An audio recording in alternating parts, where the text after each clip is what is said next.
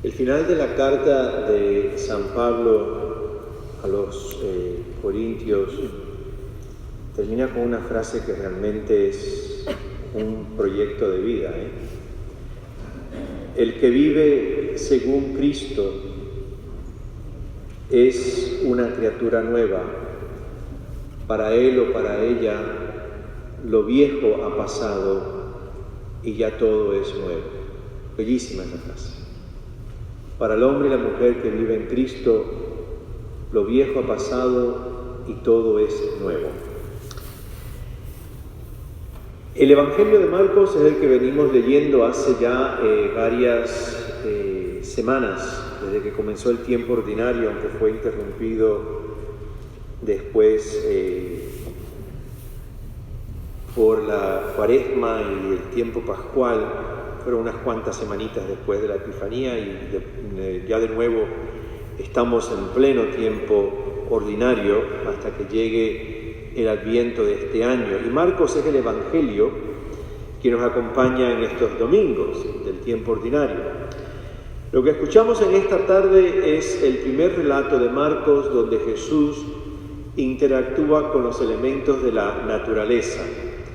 Es la primera vez en que Marcos nos presenta a Jesús actuando sobre la naturaleza.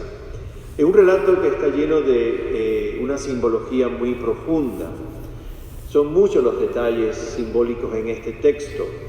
No nos vamos a meter en todos ellos, pero primero hay que colocarlo en el contexto. Este texto que escuchamos en esta tarde de la tormenta en el mar de Galilea o en el lago de Galilea es lo que sigue inmediatamente al Evangelio que se leyó el domingo pasado, la de la semillita que se siembra por un sembrador, y dice el texto, si se recuerdan, y sin saber cómo, aquella semilla noche tras día y día tras noche eventualmente empezó a abrirse y surgió un tallito, después las ramas y después los granitos y finalmente una cosecha abundante. Inmediatamente de esa parábola, que también está acompañada por la del grano de mostaza, viene este relato de esta tormenta en el lago de Galilea.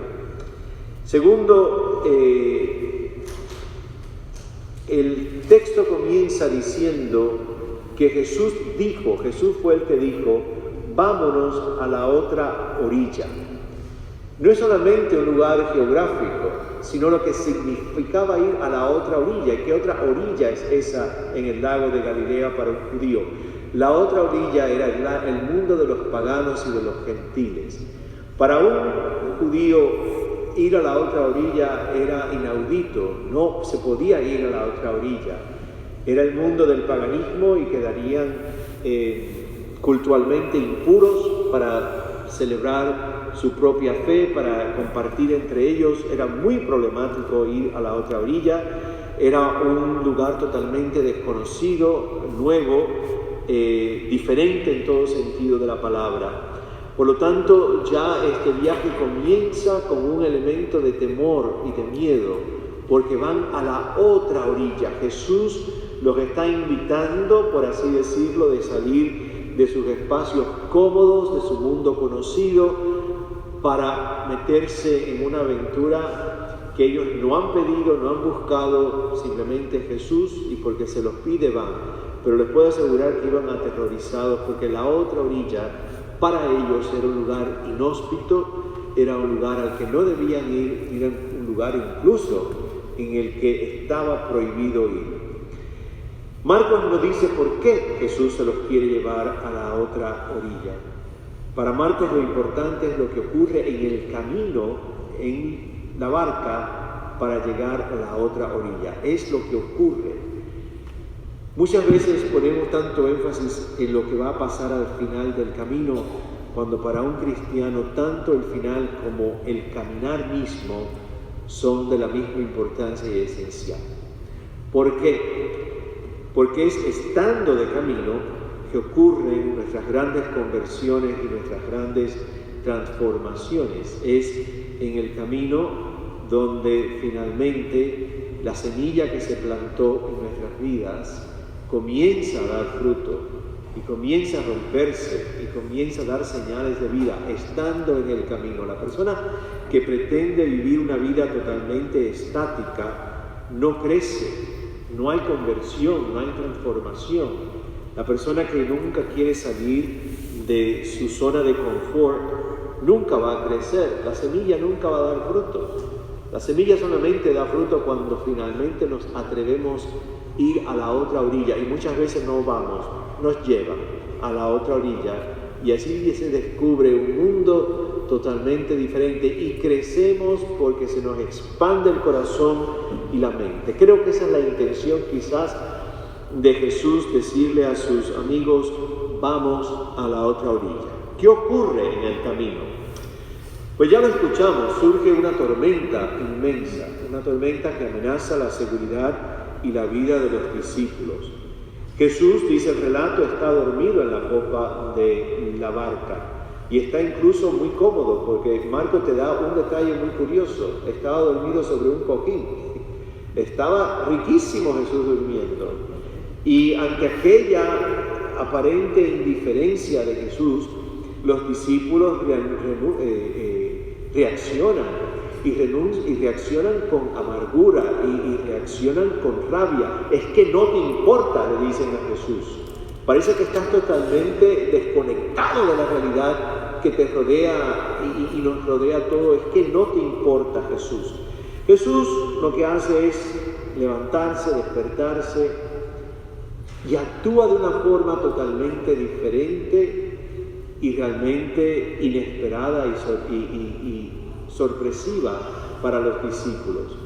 Porque Jesús hace algo que solamente ellos como judíos sabían que Dios era el que lo hacía. Dios es el que calma las aguas en las Escrituras. Dios es el que crea el orden fuera del caos. Cuando miras en la historia de Génesis, bellísima, es de un caos enorme que Dios crea la vida y el orden. Sobre las aguas, dice el texto, revoloteaba el Espíritu de Dios. Es las aguas del Mar Rojo las que Dios va a abrir y controlar para que su pueblo pueda pasar a pie. La acción de Jesús no es una acción humana, es una acción profundamente divina, y los discípulos sabían eso, y por lo tanto la reacción al final del texto que escuchamos en esta tarde es pasar de la amargura y del reproche a Jesús a una pregunta: ¿quién es este? ¿Con quién estamos lidiando nosotros que actúa como actúa Dios? ¿Quién es? Hay dos palabras importantísimas en este texto. La primera palabra es la que Jesús utiliza para reprocharle ahora a ellos. Después que calma la tempestad, Jesús se vuelve hacia ellos y les dice que por qué estaban aterrorizados. ¿Por qué? La segunda palabra es la palabra que Marcos utiliza para describir la reacción de los discípulos ante la acción de Jesús, y la palabra es espantados. A nosotros nos suenan parecidas las dos palabras, y realmente no lo son cuando miras el texto en su lenguaje original.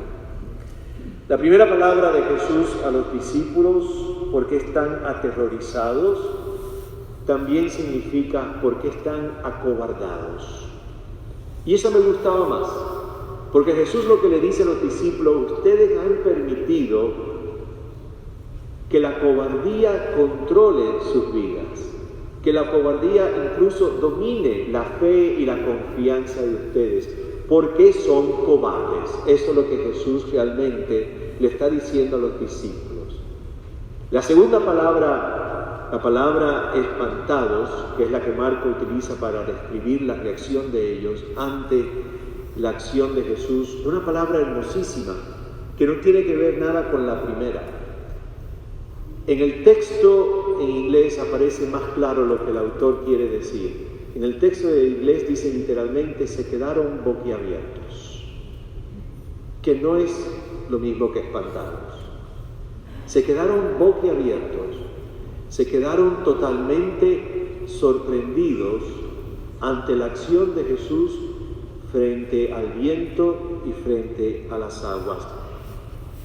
Esa expresión, quedarse boquiabierto, es lo que muchas veces escuchamos en las Escrituras, esta palabra, el temor de Dios.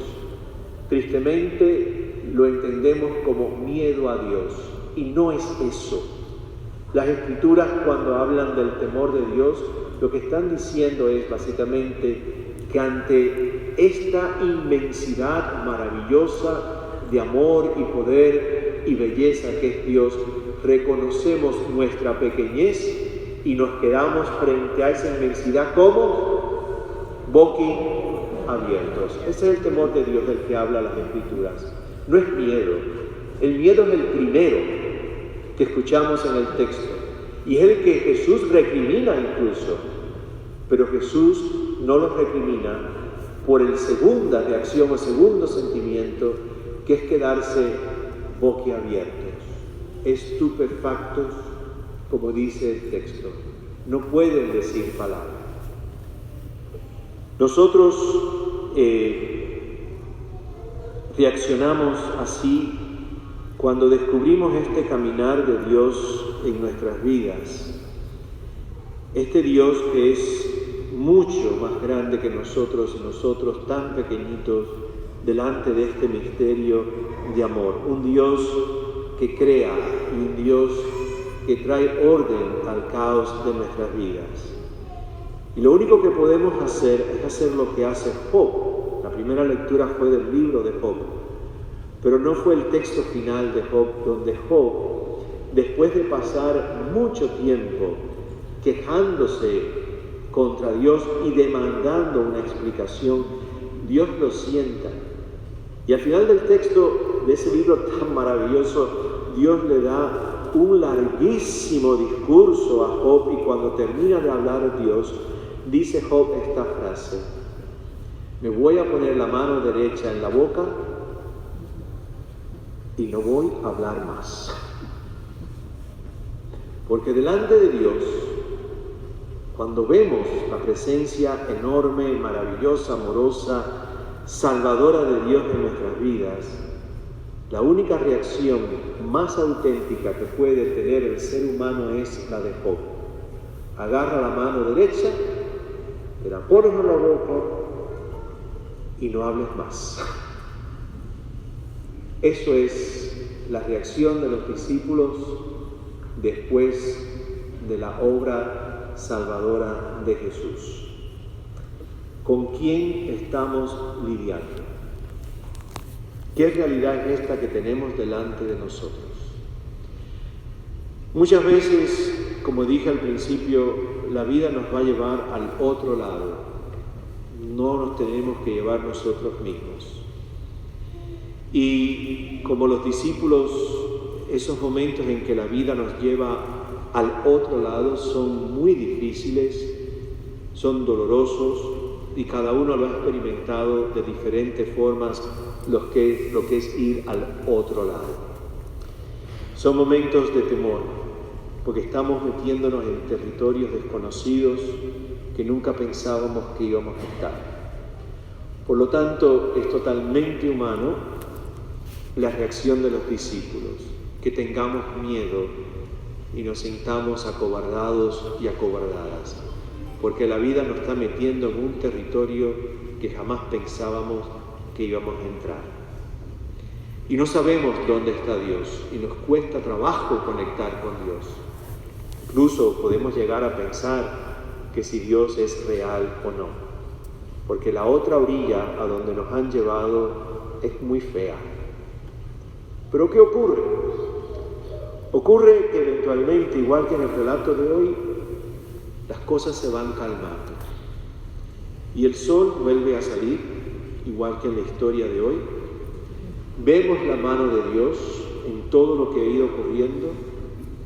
La paz va regresando poquito a poco, quizás más profundo que antes incluso.